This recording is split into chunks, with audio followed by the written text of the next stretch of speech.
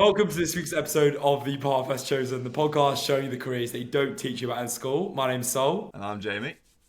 and this week's guest is Billy Leriff, who is the lead singer in 2 weeks in Nashville. They have been featured on MTV Rocks, BBC Introducing, and have 8 million streams all over social media. Can't wait to get into this up and coming band and what Billy is about. Jamie, what can we expect from this week's episode? Yep, looking forward to this one. Really unique world. You and I know nothing about it, but there was three key things I was looking forward to getting into. So the first one is why it just takes one right person in a room to recognise you. The second is the role of luck and actually getting that break by putting yourself out there in the music industry. And the third is the reality of the hectic lifestyle of working within a band. Yes, unbelievable. Cannot wait to get into this. Let's get him on. Okay, so just before we get into this week's episode, we are on the lookout for a few more guests.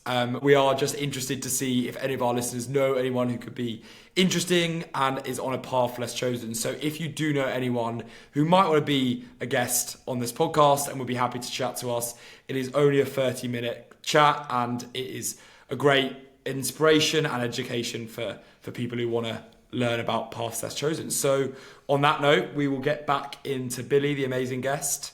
Let's get him on. Okay, Billy, amazing to have you on. Thank you so much for coming on the Path Less Chosen. First question is, if you could imagine the dream of where you'd be with the band in 2 years' time, where would that be? I would say thank you firstly for having me on. This is an absolute pleasure to talk to you guys. I would have to say performing at Glastonbury Music Wow. Festival. Yeah. Okay, Lovely. Going in big, but I imagine Yeah. like if we speak to maybe a few people within the music industry, and I think the reason why Sol and I always like to go in for like quite a hard hitting question to begin with is just to kind of get a sense of where we can go with the conversation. For anyone in music that turns around to us and says something like Glastonbury, then you know they're dreaming right at the top. So I think what's important for maybe context, because anyone that's maybe considering going down the music route might see it as a very cutthroat, difficult industry to be within, right? So Yeah. for yourself, how do you balance having a goal like performing at Glastonbury with also being realistic within a really difficult industry and where you sit within it now? Yeah, it's very good points. It is a very tough industry. It's very fickle, very narrow, closed-minded. I feel like everyone's in it for themselves, and in a lot of businesses, it's kind of old money and old people at the top, kind of hanging on and making the decisions. So I feel like I'm, a good 10 years into my journey, 5 years into 2 weeks in Nashville as a band, and navigating this path has been interesting. There have been some serious ups and serious downs. Every day I'm questioning why I'm doing it and if it's the right decision I've made.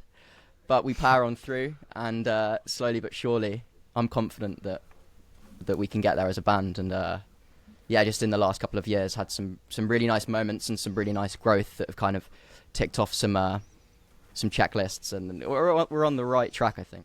I love that. It's. I mean, so many things to get into there. Very keen to hear about the growth of the band in the last 5 years. Yeah, so it kind of started. It was born at music college. Went to ACM in Guildford from the age of 16. Like left my school here in Lingfield. Did finish my GCSEs. Went straight there. Knew from a young age, probably about 9-10 years old, that music was for me. And just left my schoolwork behind. I didn't revise for my GCSEs, passed them, but it really wasn't my interest, and I knew what I wanted to do. So I was just kind of already working at my craft, just trying to write songs and write music and perform live in the bands that I was in at school. And then went to music college, and kind of the best part of it was meeting like-minded people and musicians and just clicking with different people, and met the drummer that's now the drummer in 2 weeks in Nashville. We started like an indie band at the time. That then just evolved. We had various different members, but it kind of culminated in a trip to Nashville under our original management, who had some contacts out there. So we went there in December 2018 for the first time, with some other artists that were also under the management group. Had the most surreal, incredible 2 weeks there, just in and out of studios, writing with amazing people. And we really found we found this new kind of, it just opened our eyes. Like, America's huge, and it just was another scale, and everyone was so welcoming and so positive. We just felt this real positive energy. And then that just transpired and worked its way into the lyrics that I was writing at the time. So we kind of just started from scratch, left the old band behind, and 2 weeks in Nashville was born. Amazing, so cool. And just quickly dipping on that, massively topic of my mind right now is how amazing America is versus potentially being in the UK. Did you really feel that energy, and do you think it is a place that is much easier to start a band in? Yeah, definitely. And maybe a business too. I just feel like there, if you're successful in the UK and you drive Ferrari, people look down their nose at you. But in America, they just pat you on the back and they're like, "Well done. How did you do it? And how can I be a part of it? I want that for myself." And that's the kind of vibe I got from America, and I just love that. Some people say that it's too much, and I do get that. The positivity. For me, and especially at that time in 2018, I felt like we really needed some positive, some spirit and some uplift. And a lot of the music at that time was quite depressing stuff. So I just wanted to write some positive stuff. Yeah. Yeah. No, don't blame you at all. To go in on one of the points I picked up on there, where you talked about the fact that you were already under management, and this was something that they took you to do over in Nashville. I think a lot of people understand that music is an industry where you have to have someone representing you in a management group that helps you out with stuff.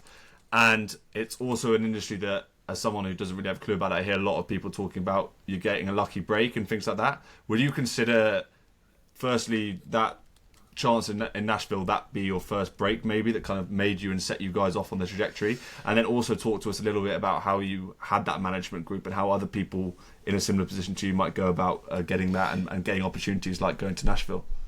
Yeah, I would say that was definitely our first. It felt like our first lucky break. Damn, we're really onto something here. And in fact, when we came back from Nashville, we went back a few times after that to finish our first album.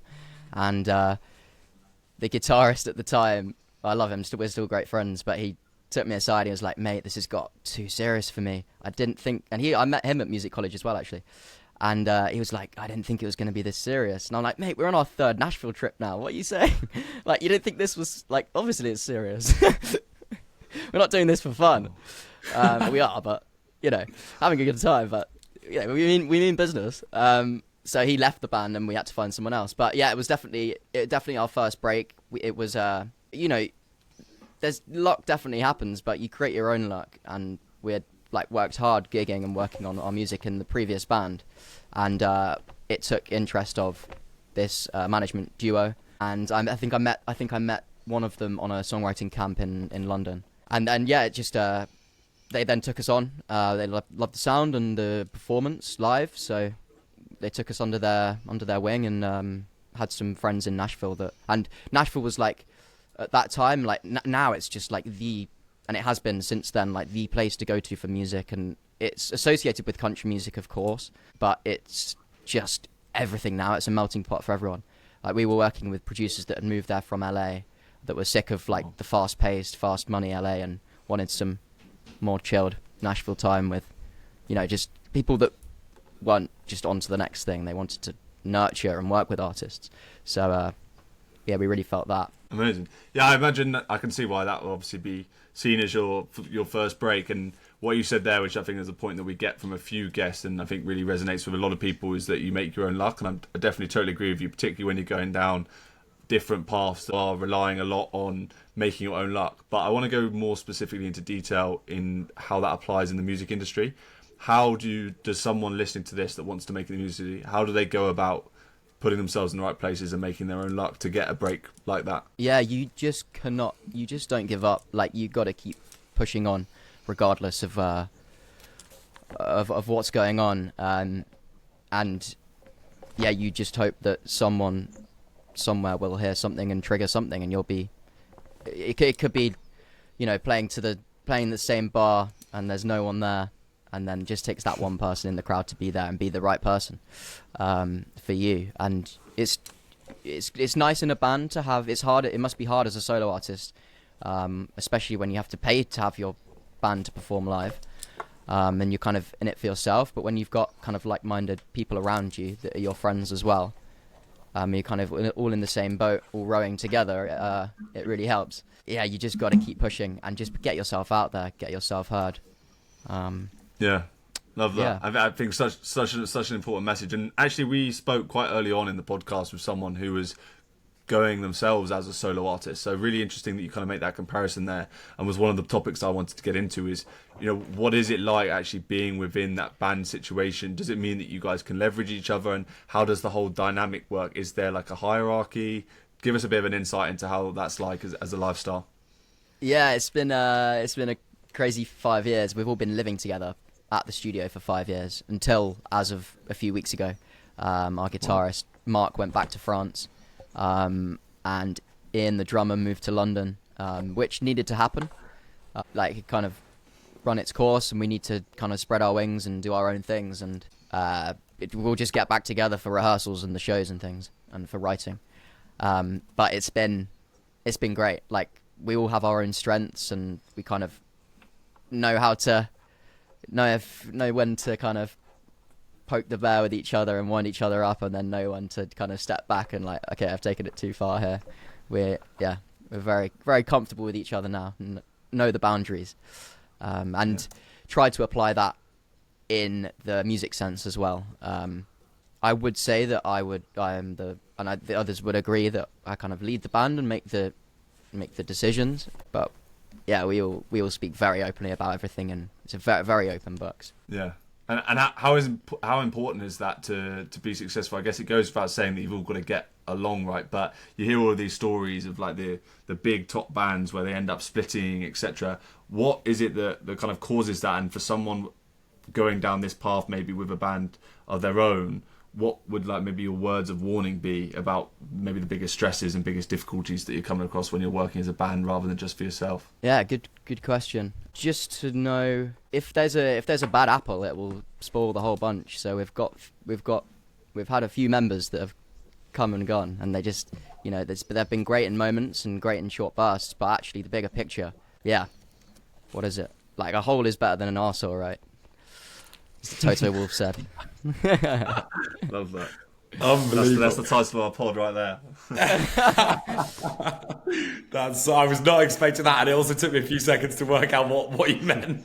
But so good. And how do you stop that happening? Like, when you're in a band like that, how do you say to people or weed bad actors out from good people that you could have in? Yeah, you have to be tough at sometimes. It's really difficult in the music industry as well. You're like, if you're leading something and you want to run it like a business, it's tough because you're dealing with like personalities and characters, and music is like it's creative output, and so it's really hard to you got to tread carefully because it's someone's like personality on the line if it's a musical decision, and so you kind of have to give them a bit of space and understanding.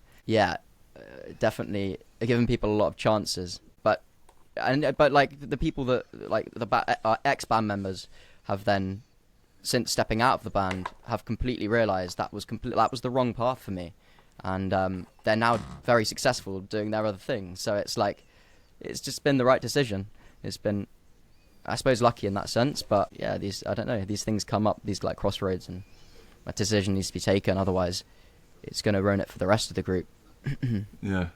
God, it's amazing to like get an insight into it. I mean, I guess it's part of the cutthroat nature of that music industry. And another part of it, which I'm really interested to hear about and how it works whilst being within a band, is how does like the traveling around work? How does the doing the gigs work? Like, what are you doing from month to month? Are you traveling around doing lots of performances? And what are the pressures around having to live up to this performance every single day and turn on the star quality, right? Yeah, my girlfriend hates it because we can't go away ever until Christmas time. But wow. Yeah, the summers are really busy. Lots of festivals. Like, we're playing like 3 times a week last summer and this summer just gone, and a lot of traveling around the UK mainly. We haven't really done much abroad at all so far. But yeah, just up and down the UK, long van journeys, But it's good fun, like in short bursts. It's just great, and you're with your mates and playing to new people and on new stages. So it's very exciting. The adrenaline is pretty high. Yeah, we love it. We want to do more of it. I love it. And how do you and how do you go about actually how do you approach a performance, and what is it like to actually play in front of a crowd? Because most people listening to this will never have that experience. What does it feel like to stand on stage and entertain people? Yeah, it's there is nothing like it. Like, I suppose it would be like, I don't know, doing a sport or just doing something you love. It's just like an energy that comes from nowhere. Like, I'm a really quiet, quite a, I would say shy person almost, but as soon as I get on stage, it just unlocks a different side to me, and I can totally be in the moment and have total control of what I'm doing and make decisions that I'd procrastinate on if I wasn't on stage. But in the moment, I can just go for it and perform, and it just feels amazing. For the last 2 years, I haven't had a drink before going on stage, and I just really don't need to. I can enjoy it more when I'm completely sober, which I think is cool, because I heard just like horror stories of bands and artists in the past that have gone the other way. Fascinating. So how did you get, and on my last question, how do you get the confidence to go and perform in front of people? I honestly do not know. I suppose you have to try it. But I remember being at school, like doing like drama and then like acting on stage, and that is something I hated and I just couldn't do, and I was so nervous. I don't particularly like my speaking voice, and I just found that awful. I couldn't learn my lines. But I remember growing up and just seeing like amazing big bands like, I don't know, the Stones or Green Day at the time, and they're like so charismatic on stage, and they're able to hide behind their singing voice or their guitar. And then I just got up at school in my first band, and that was it. Like, my whole year group at the Battle of the Bands were like, where the hell did that come from? Like, we've never seen this of you before. Like, I was so quiet in class, and then just like unleashed on stage. I don't know where it came from, but yeah. That's crazy. What I'm finding really interesting hearing from you is that you maybe might not be that personality away from the stage, which I guess is a weird dynamic, but you can turn it on. Right? What do you think it takes really to have that ability? Is there a specific like identifiable trait that someone might have to be able to make it? Well, I think musicians in general are quite more on the introvert side, particularly songwriters, of just people I've met, just experience-wise. And yeah, I suppose, and they all seem to know how to turn it on stage. But I don't know. But then some people are just crazy extroverts, and they're born like that, and they're born for the stage.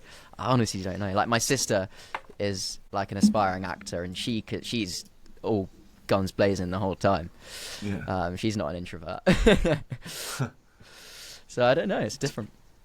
Yeah, like, it's such a unique, like, unknown world to me, to be honest. But there's the other part of it, and I think this question came from when I seen the fact that you had already had, if you want to call them, breaks where that you were covered by like BBC Introducing, MTV Rocks, and all had like over 8 million views across some social media channels. I imagine that plays a big role in growing as a band, particularly in the modern day and age. Talk to us a little bit how you go about growing, promoting, pushing out everything you're doing, how important is the likes of getting exposure on those platforms as well as building your own social media channels. Yeah, there's so much more to the music industry now, and most industries. Like, you have to shout about it and tell everyone everything you're doing, and it's quite intense. It's quite a lot and overbearing, and it's something that, particularly maybe that as well, being more introverted, I find that quite difficult. But it's just something I've had to crack on with, and it's like, if I want this career, then I have to go for it, and we have to put ourselves out there. I think one of my regrets would be not jumping on like new technology earlier, like when new social medias were coming out. Like, I should have been straight on TikTok, posting daily, uploading covers and trying to get the band out there. But we turned our nose at it until there was no choice. We had to adopt it, otherwise we won't be going with our management, and BBC Introducing wouldn't be playing us. And you have to say yes to these things and just go for it, regardless of whether you like it or not. And then just be your true self. I think people turn away and aren't interested when they can tell that you're just putting it on. So you've got to shout about and be the person that you are online, in real life. Yeah. So interesting. I mean, I think I wish I had been on TikTok earlier. The other singer we spoke to wished he was on TikTok earlier. Everyone seems to have to wish that thing, right? It's so funny, but I wonder what the thing is now that we're all going to wish that we were on. Then, and very keen to hear, like, as a general life. Obviously, you've been going with the band for 5 years now. How have you found financial like stability? How have you found like seeing this as a long-term career and making ends meet? Yeah, still searching. It's bloody hard. That's why I'm running I've always wanted to do this, but I've been running the studio here, Purple Heart, for the last 2 years alongside the band, and that is how I'm making my kind of income. The band makes some money, but a few pennies here and there. But honestly, I'm yet to find anyone that can tell me how to make money in the music industry, because I've had friends that I've met along the way that have been signed to the major labels and had what seems like success, millions of followers, but still no money, and playing big shows and no money. Like, there's too many people taking a piece of the pie. It's crazy. But yeah, I think so running the studio alongside has helped me be able to do that and keep the band going. But another thing that I want to touch on is also I found Bitcoin, and I found that in 2021. That has then and is giving me the freedom to do the stuff that I love. And I think that more artists need to get on this. And again, this is a technology we need to start adopting, and right now. Well, we're going to get further into that in a second. Don't worry about that. Jamie's eyes just light up as soon as you say that, and like I'm very keen to get that, because I think it's such a cool story that you guys have that is very unique. But just quickly going back to what you said about there being no money in the music industry, that's like, I think for people listening, that's going to be so interesting. Like, really keen to hear. So, how do you actually start make money as a singer or an artist? Oh yeah, be completely open. So like last week we got our paycheck in from our distributor, and so we decide we don't take our royalties every year because it's just not worth it. We just let it build up. So we let it build up for the past 2 years, and after all the songwriters take their cuts, because we love collaborating, me, Ian and Mark, the other members of the band, the 3 core members of the band, like, we split it, and we have, so in the last 2 years we've made £650 each from our streaming platforms. Yeah, I can't live on that. It's crazy. Yeah. And then do you get paid like to do performances? Like, when do these artists who are making loads of money and flying private jets everywhere, like what's the middle gap between you and where they are? Yeah, there's such a huge jump. There's just like the artists at the bottom, like us, and then you just see, the Taylor Swifts, the Ed Sheerans, and there's a massive void in the middle, and I don't think anyone really knows what they're doing. And if they have managed to get some success and see some money, they don't know what to do with it, and they don't have a kind of a business background. They see the money and it's out as quickly as it's come in. So yeah, it's honestly, I don't have the answer. Well, I do with Bitcoin, but if it wasn't for that, honestly, it would be scaring me. But because of that, yeah. I'm not unhappy. Yeah. Yeah, it's amazing to hear, because like you obviously see the ones at the top, right? And you think like this must be the ultimate music lifestyle, but it's such a small percentage. So to hear about that like sudden drop off, and then you've got everyone that's like trying to get to that level, and this, I mean, Sol and I are never short of topics we disagree upon, but our biggest one is probably Bitcoin. And right. I think it's fascinating to hear from your point of view when we're talking about financial freedom and the ability to like make things work financially, and you're applying it into the music industry specifically. I think obviously you made the comment saying that we need to start adopting this technology, and of course I'm sure you could talk about it all day, and I would love to listen to it all day, but Sol won't let either of us anyway. But just to hear an insight as to why you think it applies specifically in the music industry, and how you're using that in the path that you're going down, and obviously then we keep it relevant to our audience without Sol getting annoyed at me for talking about Bitcoin the whole time. That's awesome. I mean, I want to make it clear that I'm not about, I just want to make loads of money. I just want to do the things that I love and with the people that I love, and I want to have that kind of freedom that I suppose money does bring.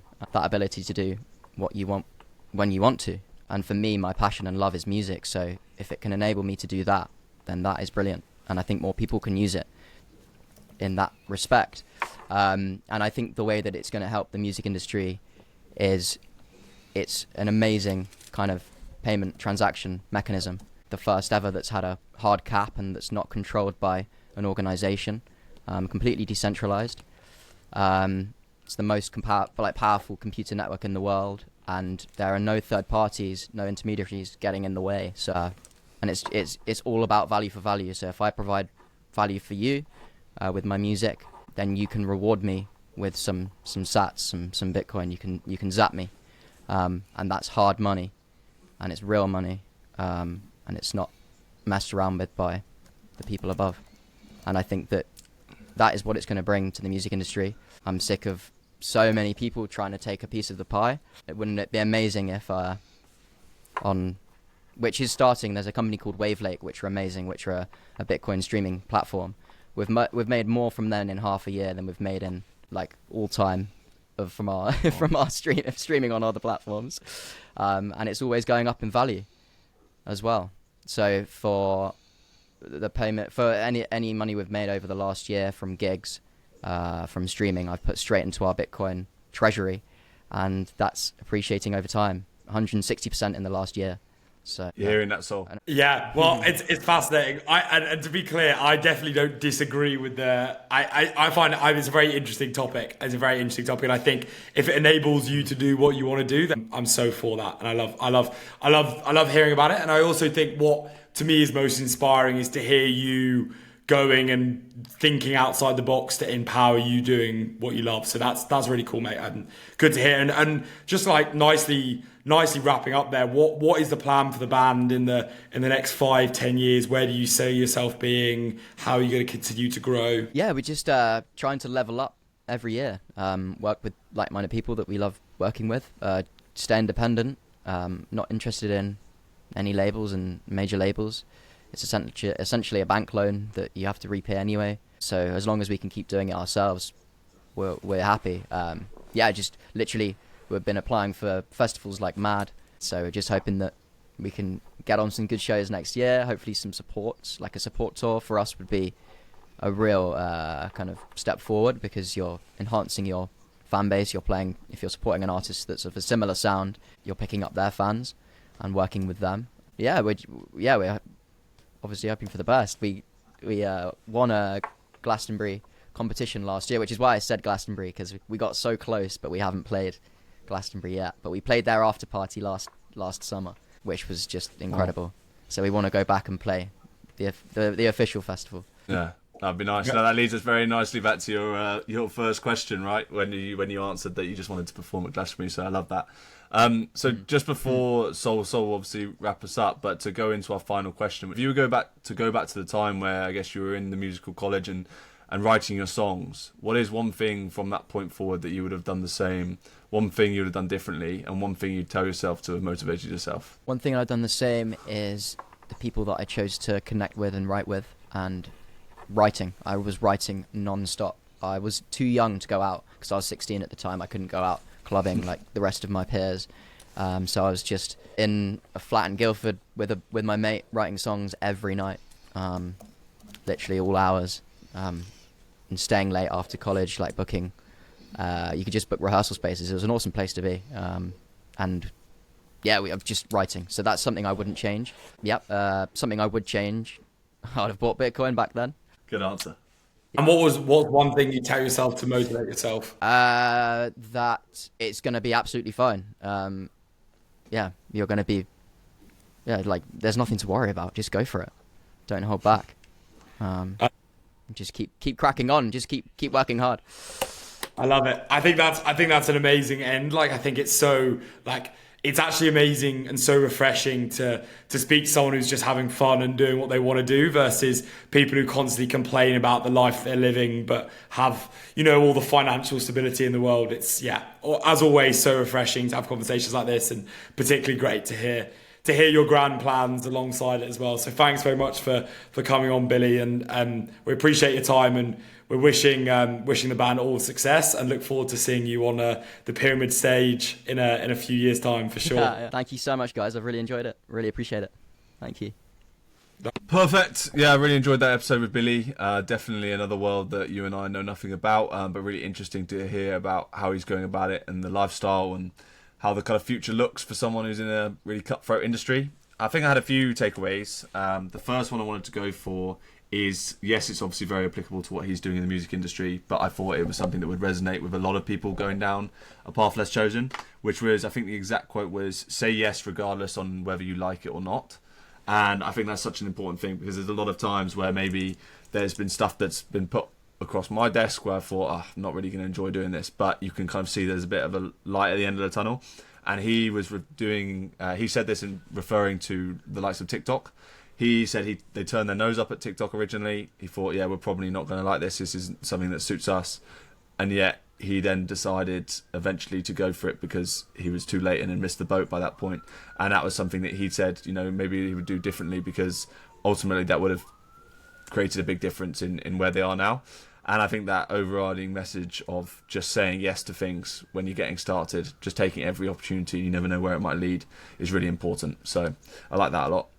Yeah, spot on. Nothing more to add on that one. I liked his mantra there. And I think another thing that I picked up, which I kind of mentioned at the end, is he just didn't take things seriously. And I really liked that perspective from him. It was like, yeah, I really want to create a good band. Like, he obviously has big dreams of where to take it, but at the same time, just having fun with it. Like, just not thinking too much about the money, obviously working out how you can make a career and support yourself financially, but apart from that, just enjoying yourself. And that was really refreshing to hear on a Sunday evening, to actually, just enjoy what you're doing. Yeah, no, I couldn't agree more. So then just to finish off with my final takeaway, he touched on it a couple of times, and I think the reason why it stood out within this episode is because a lot of the people we're working with, they're on their path less chosen, are actually kind of operating themselves as lone wolves, whereas he's part of a band which creates, a whole unique dynamic in itself. And I like the fact that he said, if there's one bad apple, the rest can be ruined. I think the more extreme quote was, a hole is better than an arsehole, right? And I think that's probably going to be the title of our podcast. And I love that message, because it is so true that, if again, it's something that resonates across maybe different industries. If you are not just by yourself down your path and you're working around other people, it's that awareness of realizing that some of the people about you might not be helping the cause, they might not be conducive to the goals that you want to get to. And if he'd kept on that guitarist who thought this is too serious when they're in Nashville, imagine how he's going to be when they get to Glastonbury, and they're not going to be a good fit. So it's better to have that hole there than keep someone who's an arsehole within that. And I thought that was really important to take away. Spot on, mate. Yeah, love that. Love that as the takeaway. And I still am trying to really wrap my head around that phrase, but I love it. And I think it's a great title for a pod. It confused me so much. But anyway, very, very good last wrap up there. So in terms of takeaways, we have, firstly, say yes to everything. Second is have fun with it. And third is a hole is better than an arsehole, which I love. So anyway, what a phrase and what a podcast. Again, very, very happy. We actually, interestingly, had Billy's PR manager reach out to us. So if anyone is listening and has anyone they'd like to introduce to us, or knows of anyone that may be good for the podcast, anything along those lines, it would be amazing to be introduced to people, and we find it's the best way to get great guests on for you guys. So thank you very much for spending your time with the Path Less Chosen, and we look forward to catching you on the next episode.